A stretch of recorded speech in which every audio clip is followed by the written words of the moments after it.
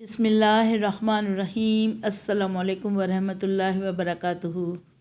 موت ایک ایسی حقیقت جسے قبول کرنے کے علاوہ کوئی چارہ ہی نہیں۔ موت کا کوئی انکار نہیں کر سکتا۔ موت ایک ایسی حقیقت ہے جس سے کسی کو بھی مفر نہیں۔ جب پیارے نبی کریم صلی اللہ علیہ وآلہ وسلم کو موت آ کر رہی تو پھر دوسرے کی کیا بات۔ موت تو مہربان رب کے دیدار کا ایک ذریعہ ہے۔ اگر آدمی کا انتقال نہ ہو تو اپنے رحیم و کریم رب کا دیدار کیسے کرے گا؟ یہی تو وجہ تھی کہ نبی اکرم نور مجسم صلی اللہ تعالیٰ علیہ وآلہ وسلم نے اپنے لیے موت کو پسند فرما کر اپنے منبر سے اپنی موت کا یوں اشارہ دیا۔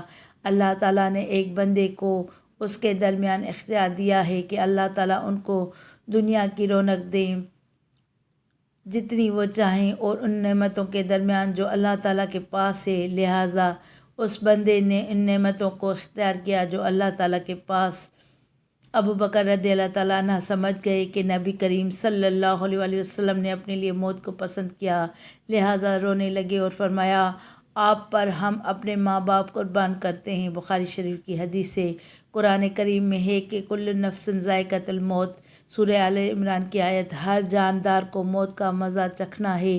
چنانچہ سب کے سب انبیاء اور رسل، صحابہ و تابعین اور اولیاء و صالحین کو اس جہان سے کوچ کرنا پڑا۔ ہم سب کو بھی ایک دن اللہ تعالیٰ کے پاس جانا ہے۔ یا اللہ عز و جل ہمارا خاتمہ ایمان پر فرمانا اور آخرت کی کامیابی عطا فرمانا۔ آمین ثم آمین۔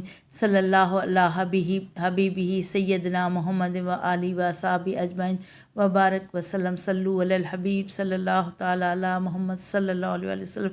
اس ویڈیو کو زیادہ سے زیادہ لائک کر کے شیئر کریں اور اگر میرے چینل پہ نئے ہیں تو چینل کو سبسکرائب کر کے بیل آئیکن کو دبائیں تاکہ میری ہر نئی ویڈیو کا نوٹیفیکیشن آپ کو سب سے پہلے ملے۔